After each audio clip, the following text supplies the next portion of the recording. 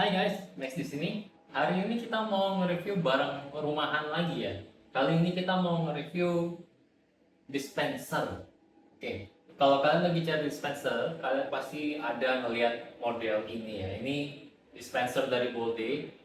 Bukan cuma Bolde, sebenarnya ada merek Arashi. Itu juga sama persis model juga seperti ini. Nah, kalau yang kalian lihat ini nih sebenarnya modelnya agak lama ya. Ini mungkin waktu itu aku belinya sekitar 2 tahun yang lalu, 2 3 tahun yang lalu. Kalau sekarang model ini sih masih ada yang jual. Aku cari di Shopee beberapa masih ada. Nah, cuman sudah ada versi barunya juga. Cuma aku rasa kalau aku lihat dari modelnya yang baru pun ya kurang lebih fitur-fiturnya sama lah ya. Jadi kalau untuk model yang ini yang kalian lihat di video ini adalah model Smart Fountain Espresso. Jadi dulu ini pas beli kayaknya sih harganya di 2.300.000, 2.200.000, 2,5, tergantung tokonya, tergantung promo yang kalian dapat. Nah, ada juga versi yang lebih murah, namanya yang versi Smart Fountain Americano. Kalau yang Americano itu layarnya, ya sebenarnya ini juga layarnya cuma di tengah sini sih ya. Kalau yang Americano tuh dia hanya ada di sebelah sini, dipotong ini, terus di sini cuma kayak ada plastik nutup gitu aja. Tapi fitur-fiturnya sama.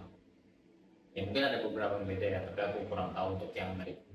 Nah, kalau yang smartphone dan cappuccino, aku lihat sih modelnya dia udah lebih canggih. Jadi ada touchscreen ya. Jadi ini diganti dengan touchscreen, pencetannya ada di atas ini semua.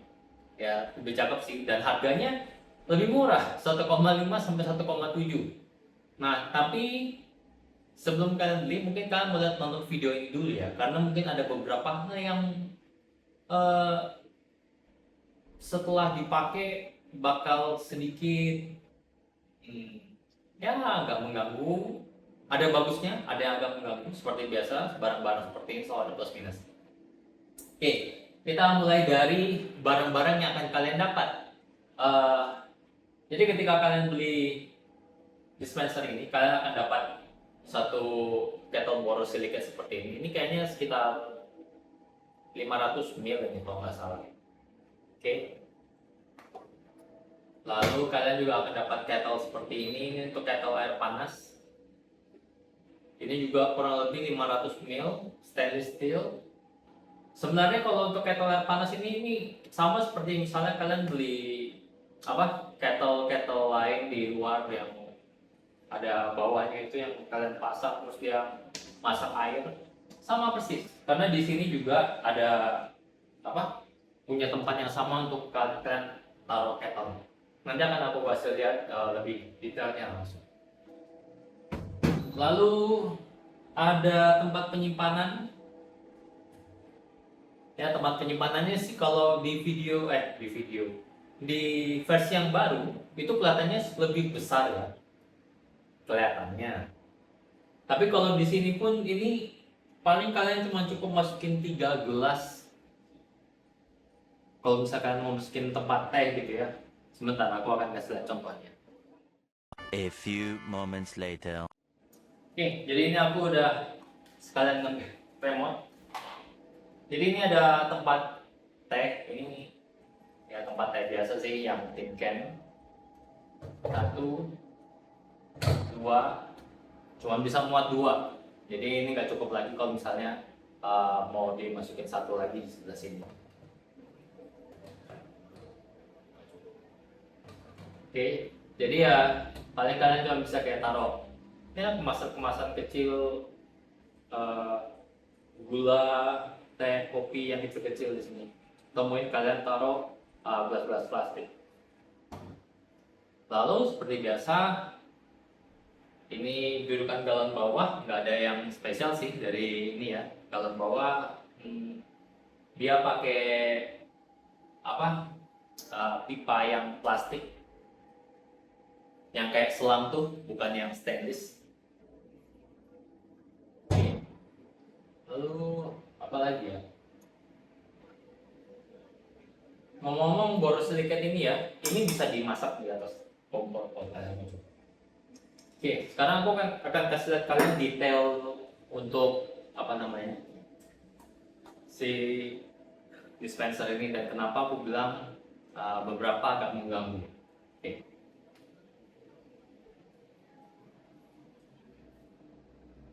Nah, kalau kalian lihat di sini, ini kan ada bercak-bercak air ini ya. Atasnya ini kan kaca. Nah, sayangnya kacanya ini kalau misalnya airnya netes, itu lama-lama akan jadi kerak gini, jadi jamur kaca gitu. Dan itu ya lumayan mengganggu. Lalu yang kedua, oh ini kebetulan udah aku cuci ya. Jadi kalian lihat, seperti kalian lihat ya, ini masalah biasa untuk kettle-kettle seperti ini lah. Lihat sini ada yang putih-putih, lalu ada putih-putih di sini.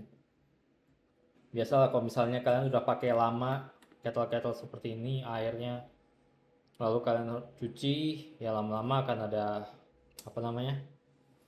Ya putih-putih seperti ini. Lalu bagian sini, ini sebenarnya dia lepasan ya. Jadi di belakangnya itu ini kita pada saat kalian beli ini harus kalian pasang dulu di baut. Ada on off-nya di sini juga.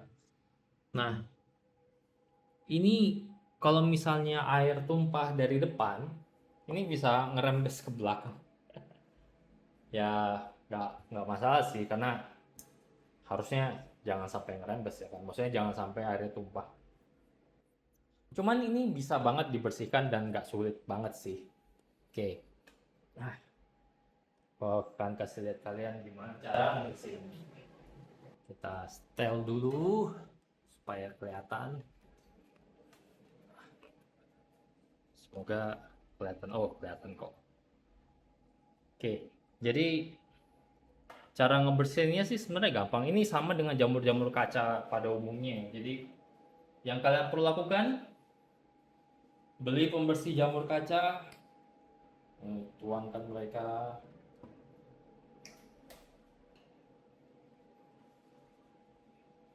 oleskan,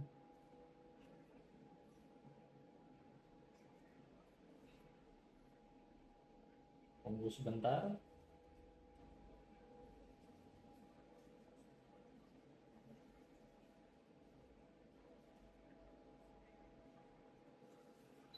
Lalu dilap.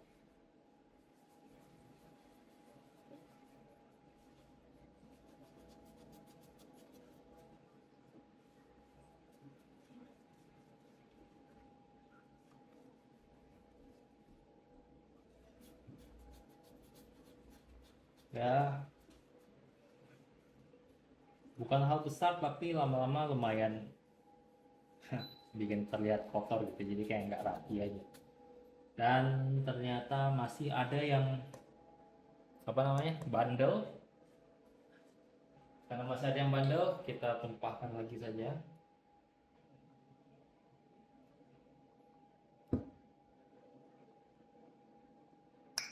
Kita tunggu lagi.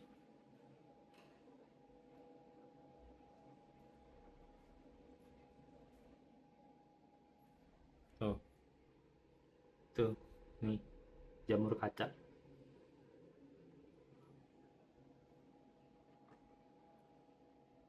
Jadi pembersihan jamur kaca ini akan menjadi suatu hal yang akan dilakukan lumayan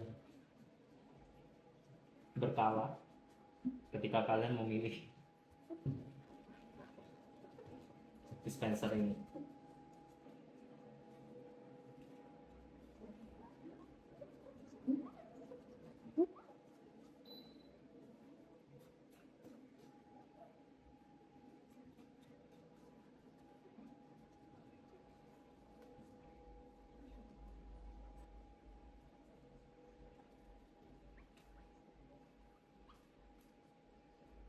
Oke, lalu kita bilas.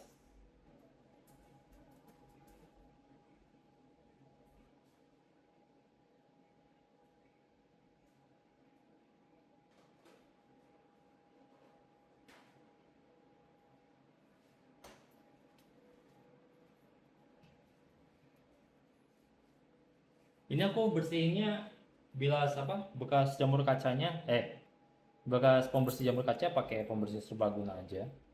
Ini aku pakai yang multipurpose cleaner dari Indomaret. Lumayan efektif dan wanginya lumayan.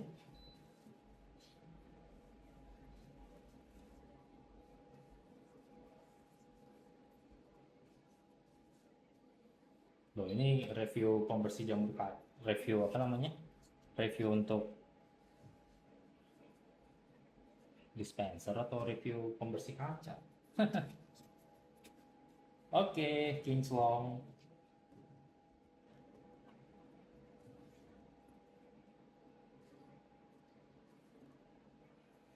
Oke.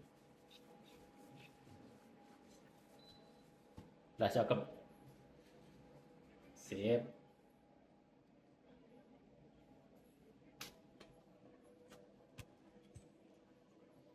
Oke, sekarang kita kembalikan lagi. Oke. Seperti yang bilang tadi, ketika kalian beli dispenser ini, kalian bakal dapat remote. Remote ini bisa kalian pakai untuk mengaktifkan apa namanya? Dispensernya dari jauh. Jadi pasang baterai dulu. Dia pakai baterai triple A 2 biji. Ini seperti yang kalian lihat itu kan layarnya lagi off ya. Sekarang kita akan nyalakan. Pip. Nah, ini tampil tulisan E1 ini karena kettle ini tidak terpasang. Pak, kalau kettle-nya tidak ada, rasanya dia nggak bisa keluarin air. Sana ya. Nggak bisa.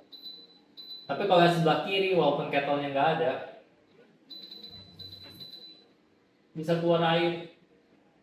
Basah. Sebentar. Dan inilah yang akan menyebabkan jamur kaca. Oh, tadi kalian sempat lihat nggak? Pada saat kita nyalakan yang sebelah kiri, kan aku nyalain air sebelah kiri ya. Setelah airnya berhenti yang sebelah kiri, yang air kanan netes. Dan itu hal yang lumayan sering terjadi di apa namanya di dispenser ini. Aku nggak tahu kenapa, tapi ya itu terjadi. Oke, sekarang kita taruh. Kita bisa pencet di sini. Ini kan tadi ada pencetannya ya. Kita bisa pencet sini untuk keluarkan airnya. Atau kita mau pakai lewat remote. Ini kalau nggak salah yang water. Gitu. Kalau kita mau mendinginkan, kita juga bisa ngecek. Oh, ngomong, kalian lihat di sini ada suhunya ya. Ini suhu untuk si kettle. Jadi ketika kalian taruh kettle-nya, jangan baca suhunya berapa. Kita bisa panaskan dari remote juga. Kita bisa pencet di sini untuk panasin. Ini dia lagi panaskan. Kita bisa pencet juga dari remote. Jangan panasin, nanti suhunya naik. Dia akan berubah satu. Naik ya.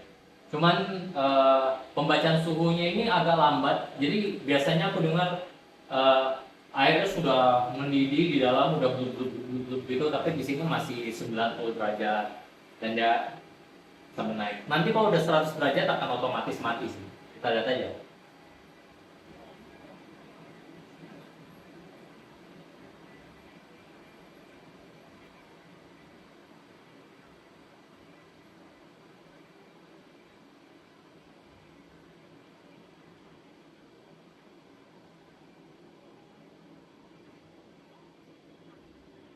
Oh, ngomong-ngomong, untuk pemanasan air ini nggak tentu ya. Ini lamanya waktu yang dibutuhkan untuk memanaskan air tergantung berapa banyak air yang ada di kettle-nya. Jadi nggak bisa kayak, 5 menit pasti mendidih gitu ya. Nggak gitu juga. Karena kalau air yang banyak, biasanya dia akan membutuhkan waktu lebih lama. Ini airnya paling cuma setengah. Nah, ini sekarang aku udah dengar airnya udah mendidih banget, blub gitu, tapi di sini masih 90 derajat, 95. Nah, sekarang udah 100, dia udah otomatis mati. Oke.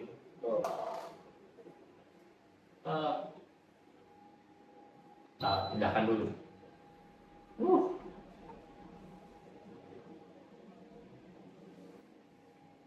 Nah, ini juga salah satu hal ya. Ketika dia beruap, mendidih, kan ada yang mendidih dan menguapkan itu, uapnya nempel kemana-mana. Ya nggak apa-apa sih sebenarnya. Cuman kalau misalnya kalian tipe yang perfeksionis bersih, mungkin akan jadi sedikit masalah. Oke, sekarang kita bisa mendinginkan lewat remote ya. Dia bisa mendinginin thermostat. Oh, nah, jadi ini adalah suhu di dalam penampungnya ini. Aku rasa penampungnya ini sekitar 400 ml deh. Karena biasanya aku ketika isi gelas 500 ml itu ya udah langsung habis gitu. Airnya pasti udah naik lagi suhunya. Nah, kita akan tunggu seberapa lama waktu yang dibutuhkan untuk mendinginkan air ini sampai, kalau di tempatku di mesin ini biasanya suhu terdinginnya ada di 12 derajat. Kadang-kadang dia stop di 14, jadi ada di 12 sampai 14 derajat. Kita tunggu aja dari 25 berapa lama sampai 12 sampai 14 derajat.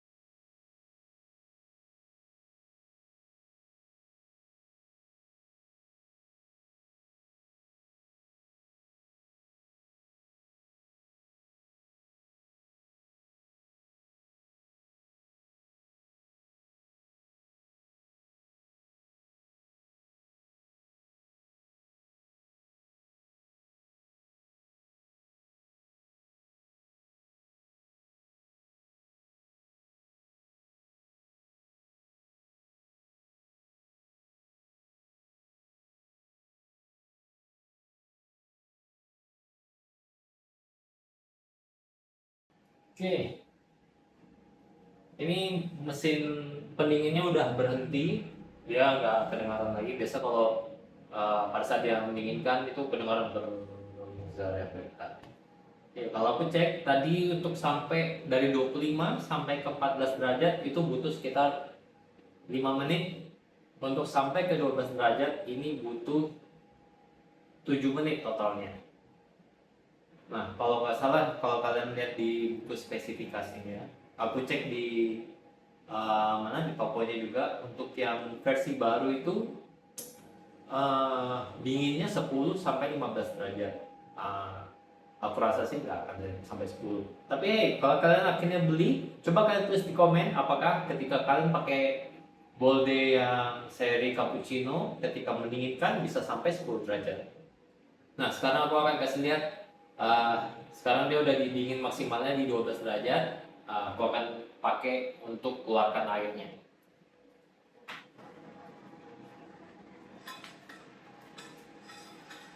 Oke, aku punya gelas 500 ml. Oh, mau pakai remote. Mana remote? Oke, kita bisa keluarkan air cold water. Nah, ini juga ya. Jadi setiap kali kita mengeluarkan air, dia akan nyala selama 25 detik. Nah, ini mesinnya barusan nyala lagi.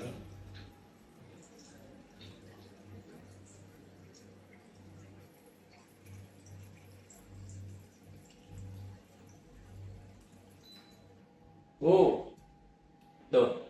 Jadi setelah ini 500 ml, jadi 25 detik air itu mengalir mau di kiri atau di kanan, itu akan mengisi sampai 500 ml. Jadi, dan sekarang gelasku ini udah penuh banget karena memang kapasitasnya 500 ml. Seperti yang kalian lihat, suhunya langsung naik lagi. Jadi memang kapasitasnya hanya segitu.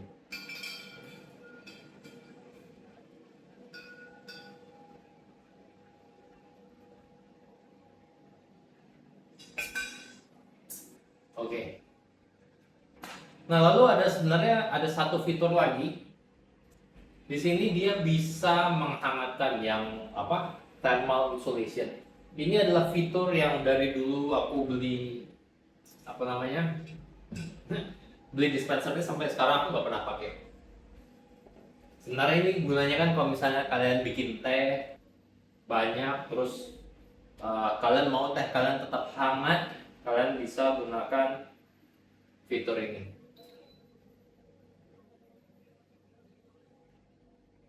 Uh, terus sih,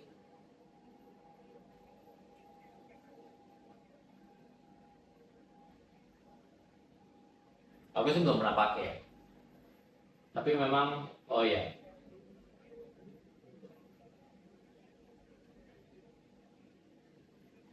hangat. Cuman aku masih belum tahu seberapa hangat dia bisa. Jadi kan karena borosilikat ini bisa dipanaskan dan dia nggak akan pecah. Jadi ya kalian bisa taruh minuman kalian, teh atau apapun, kopi, supaya tetap hangat, kalian bisa taruh di sini. Jadi di bawahnya akan dipanasin terus, jadi sehingga minuman kalian akan tetap hangat.